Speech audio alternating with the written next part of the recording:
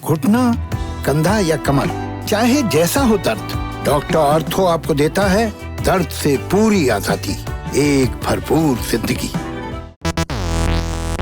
मध्य प्रदेश के मुरैना में जहरीली शराब के कारण 20 लोगों की जान चली गई, जबकि चंद रोज पहले पश्चिमी उत्तर प्रदेश के बुलंदशहर में जहरीली शराब 6 लोगों की मौत का कारण बन गई। ये तो बड़े मामले थे जो नजरों में आए, कार्रवाई हुई, लेकिन कुछ दिनों बाद ही फिर से ऐसी खबरें देखने सुनने में आती हैं। आखिर ये जहरीली शराब क्या होती है, कैसे बिकती है और क्यों सरकारी तंत्र इस लड़ाई को जीत नहीं पा रहा है? सबसे पहले बात करेंगे मध्य प्रदेश के मुरैना की, जहां जहरीली शराब से मरने वालों की संख्या 20 हो गई है। 11 जनवरी को कुछ गांव वालों की तबीयत खराब हुई, फिर एक एक करके मौत की खबर आने लगी और 13 जनवरी तक मरने वालों की संख्या 20 हो गई। राज्य सरकार ने इलाके के आबकारी अधिकारियों पर कार्रवाई की, पुलिस वालों पर कार्रवाई की, लेकिन ये कार्रवाई अवैध शराब के कारोबार पर लगाम क्यों नहीं लगा पाती? इससे पहले अक्टूबर 2020 में उज्जैन में भी 15 लोगों की मौत हुई थी। कार्रवाई तो तब भी हुई थी, लेकिन फिर क्यों इस कारोबार को रोका नहीं जा सका? इन सवालों के जवाब जानने से पहले एक बार बुलंदशहर का मामला भी समझ लेते हैं। जिले सिकंदराबाद इलाके का जीतगढ़ी गांव दिल्ली से बमुश्किल 40-45 किलोमीटर दूर। यहां 8 जनवरी को शराब पीकर 6 लोगों की मौत हो गई। इस इलाके में नकली या जहरीली शराब के कारण मौत होना कोई नई बात नहीं है।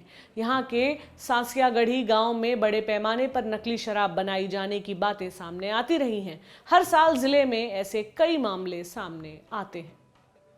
नकली शराब के खेल को समझने के लिए हमने कई स्थानीय पत्रकारों से बातें की, आबकारी और पुलिस के लोगों से बातें की। पता चला कि नकली शराब माफिया गन्ने का रस, गुड़ जैसे पदार्थों को एक बर्तन में बंद करके 15 से 20 दिनों के लिए जमीन के नीचे दबा देते हैं। इसके बाद जब बर्तन को बाहर निकाला जाता है तो भट्टी पर चढ़ा दिया जाता है। इस बर्तन का मुंह अच्छे से बंद कर दिया जाता है। एक पाइप के जरिए भाप बाहर निकलती है जो द्रव्य के रूप में टपकती है। यह द्रव्य शराब होता है। इसको कच्ची शराब कहा जाता है।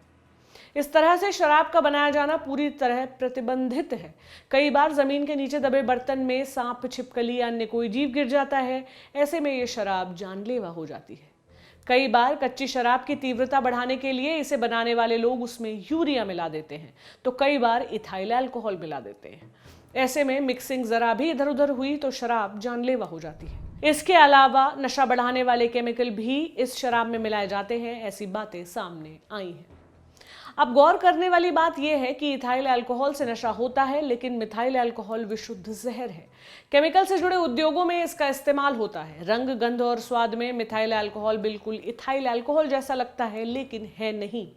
कई बार अवैध शराब के धंधे से जुड़े लोग मिथाइल अल्कोहल का इस्तेमाल शराब बनाने में करते हैं। इसमें गर्म पानी और रंग आदि मिलाकर बेच देते हैं। ऐसी स्थिति में शराब जहरीली हो जाती है और पीने वालों की मौत हो जाती है। शराब के कारोबार से जुड़े एक शख्स ने नाम न लिए जाने की शर्त पर बताया कि बोतलें, ढक्कन, रैपर, सील सब कुछ नकली बनाई जाती है। शराब इसमें भरी जाती है और फिर गांवों में सस्ते दामों में बेच दी जाती है। कई बार ठेकों पर काम करने वाले सेल्समैन लालच में बेच देते हैं। कई बार परचून और चाय आदि की दुकानों पर शराब को बेच दिया जाता है। सील वाले ढक्कन और रैपर आदि को देखकर किसी को शराब के नकली होने का शक नहीं होता। उन्होंने कहा, ऐसा नहीं कहेंगे कि सरकार ने इसको रोकने का प्रयास नहीं किया, लेकिन नकली शराब के कारोबारी थैली भी बना लेते हैं और बोतल भी, रैपर भी और ढक्कन भी असली जैसे बनाते हैं। सरकार ने हॉलमार्क बनाया तो इन्होंने भी बना लिया। सरकार ने QR कोड बनाया तो इन्होंने भी बना लिया। सब कुछ एकदम असली लगता है। अब टेट्रा पैकिंग का ही विकल्प है सरकार के पास। कई शराब इस पैकिंग में भी आने लगी है। देसी को अगर टेट्रा पैक में बेचा जाएगा तो शायद इस पर 80 से 90% तक लगाम लग सकेगी। शराब को जब जमीन से निकालकर भट्टी पर चढ़ाया जाता है तब इससे बेहद तेज गंध निकलती है जो पूरे गांव में फैल जाती है। ये गंध आसानी से अवैध शराब के कारोबारियों को पकड़वा सकती है। इसलिए अवैध शराब बनाने वाले सुनसान इलाकों को अपने काम के लिए चुनते हैं। जंगल, बीहड़ और खादर के इलाके इस काम के लिए पनाहगार बनते हैं। गंगा खादर के क्षेत्रों में अवैध शराब की भट्टियां अक्सर सुलगती हैं।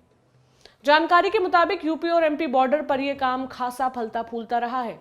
बुंदेलखंड से लेकर पूर्वांचल तक और रुहेलखंड वाले इलाके से लेकर पश्चिमी यूपी तक हर जिले में अवैध शराब से जुड़े मामले सामने आते रहे हैं। लेकिन पश्चिमी यूपी में ये काम थोड़ा अधिक देखने को मिलता है। पश्चिमी यूपी में हस्तिनापुर का खादर इसका बड़ा केंद्र माना जाता है। वेस्ट यूपी अवैध शराब का कितना बड़ा केंद्र है, ये आप इस बात से समझ सकते हैं कि 8 जनवरी से 15 जनवरी तक आबकारी विभाग ने मेरठ मंडल में अभियान चलाया तो 27,374 लीटर अवैध शराब बरामद हुई। इस मामले में 868 मुकदमे दर्ज किए गए और 284 लोगों को गिरफ्तार किया गया। यही नहीं, जिस सामग्री से अवैध शराब बनती है वो भी 1,31,500 किलो पकड़ी गई। इसको नष्ट किया गया और 14 वाहनों को जब्त किया गया।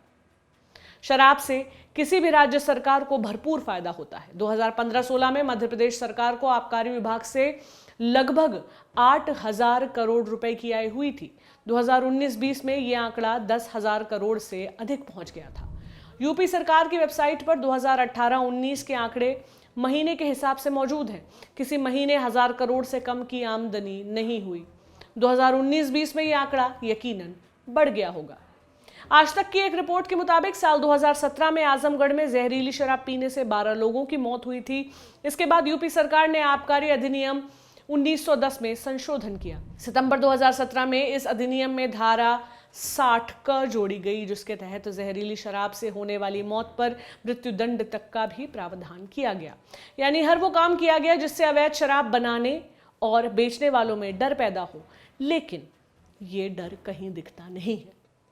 ऐसा माना जाता है कि अवैध शराब बनाने वालों की सिस्टम में पहुंच है। आबकारी विभाग और पुलिस विभाग में इन लोगों की पहुंच को कोई नहीं नकारता। जब ऐसी घटनाएं होती हैं तो आबकारी और पुलिस एक दूसरे पर दोष लगाते हैं। सरकार ट्रांसफर और निलंबन की कार्रवाई करती है, लेकिन थोड़े दिनों बाद फिर जहरीली शराब से मौत का कोई न कोई कांड सामने आ ही जाता है। यूं तो हर तरह का नशा हमें वैसे भी मौत के करीब लाता है, लेकिन लोकल शराब हमें तत्काल मार सकती है। इसलिए आप अपना ध्यान रखें और कुछ ऐसा ना करें जिसका नतीजा आपके करीबियों को भुगतना पड़े। ये जानकारी आपके लिए लाए थे वरुण। मेरा नाम प्रतीक्षा है। शुक्रिया।